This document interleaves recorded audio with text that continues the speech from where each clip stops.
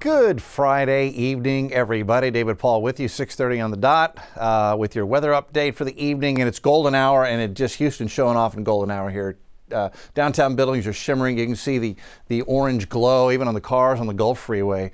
They've got the AC on as well. It's warm out there. Warm, breezy weekend overall is what we're looking at.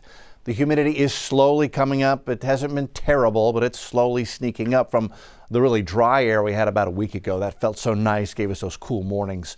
I think Sunday and Monday, if we're going to get rain chances, that's when we'll see it ramp up, especially Monday. So if you've got plans Monday, I think in the morning on the coast and then inland during the afternoon, the sea breeze will get active and bring in a pretty good dose of scattered showers and thunder showers on Monday.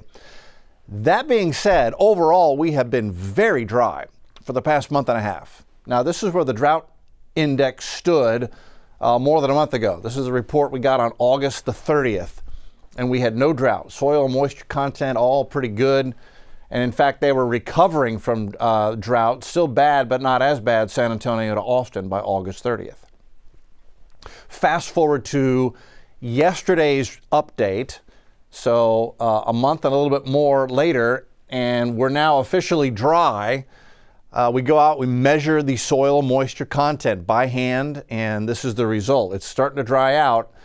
Not so much down in Brazoria County, but Harris County northward getting dry. And then you get into the sandy colors, and that's actually moderate to severe drought. West of Columbus to Austin, defined as severe drought. Now, I did take a drive. In the last couple of weeks, I've had one drive out 290 up Highway 6 to Bryan.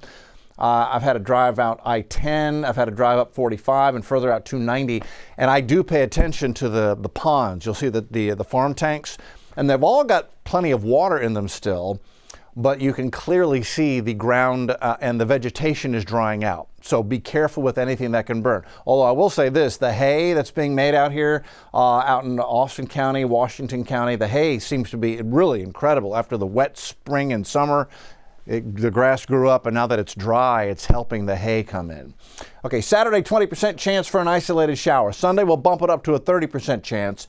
Monday, a 40% chance for scattered showers and thunder showers, and that number may have to be raised on Monday. I'll show you the modeling. It looks like it may get wet across the Texas coast on Monday.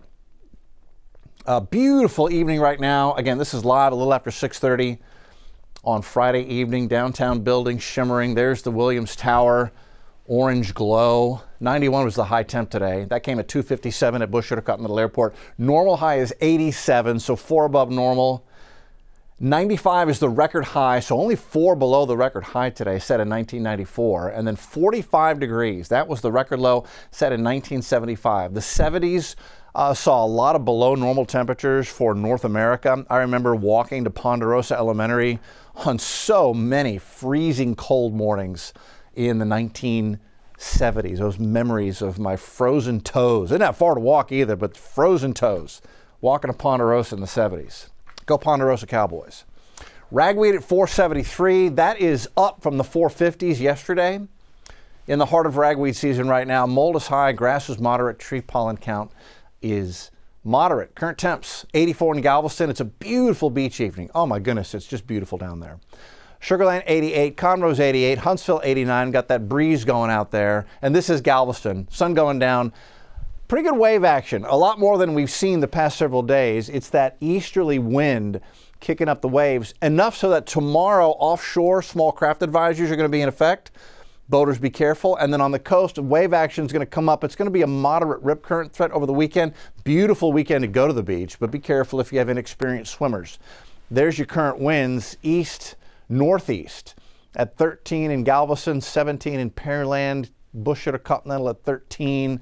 Wind gust forecast. We'll see gusts going into tomorrow morning out of the east-northeast at 10 to 15 down to 20 on the coast.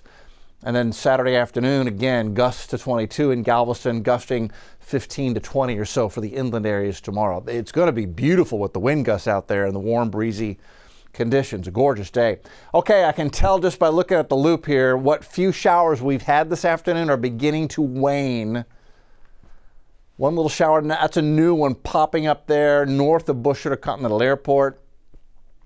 If that holds together, that might get Ponderosa, Old Oaks, and Westador a little bit wet there. This one drifting into Liberty, just a little shower. They won't last much longer. These showers are weakening rapidly after putting out a pretty good downpour across Missouri City and earlier Pearland. It's weakening, but that's a good downpour there. Highway 6, Sugar Land down to First Colony. You guys are getting wet there on Lexington Boulevard and zooming out. That's the one that soaked Pearland, soaked folks going across 288 in Fresno, and now you can see it is weakening. But folks on Highway 6 here in North and East Fort Bend County getting wet. That looks like that's going to weaken before it gets to Thompson. Future track has everything settling down between now and 8 o'clock. We go through the overnight quiet. Little east breeze in the morning, lows near 70. Nice, pleasant morning. Humid, warm, but breezy by noon tomorrow. And then highs near 90 or so. And I've got an isolated shower showing up on future track going into the afternoon. You'll have to get really lucky to get one of those showers on Saturday. In the morning, temperatures, Bel Air 69, Sunnyside 69, Homestead 69, Acres Home 69, Spring Branch 69, North Shore 69 in the morning. You get the idea. Mild morning.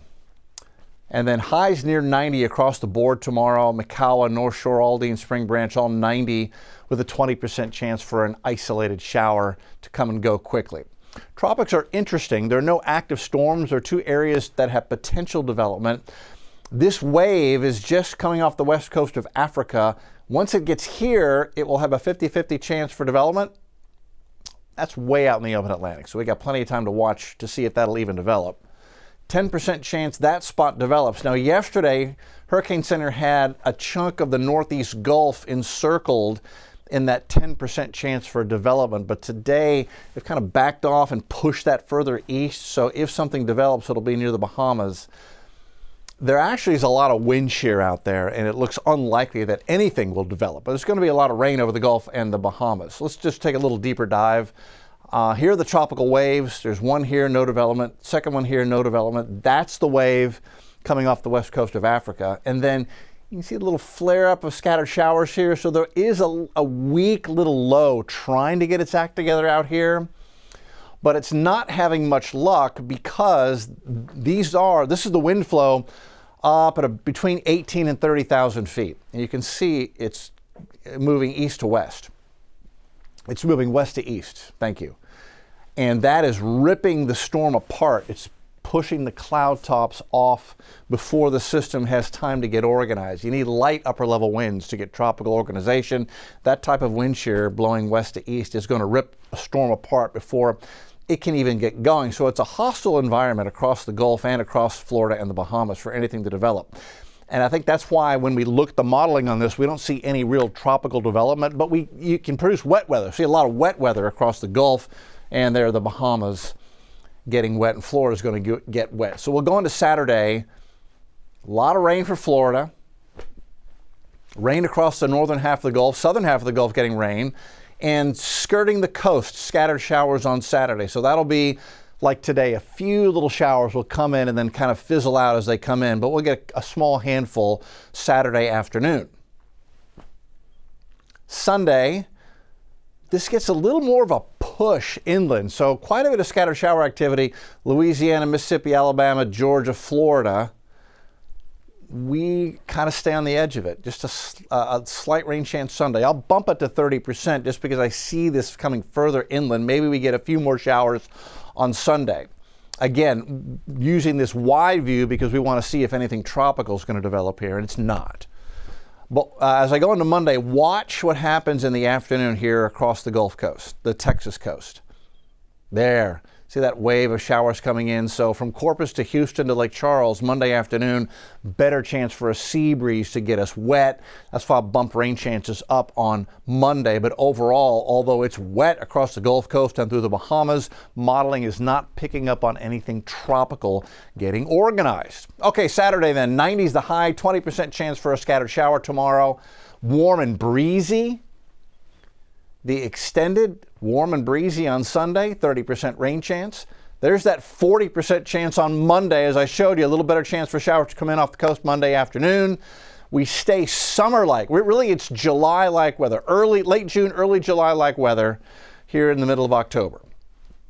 30% chance for a scattered shower Tuesday, Wednesday of next week as well. I don't see any cold fronts on the map right now. Believe me, when I see one, you'll be the first to know about it right here. Have a great Friday evening and have a beautiful weekend, everybody.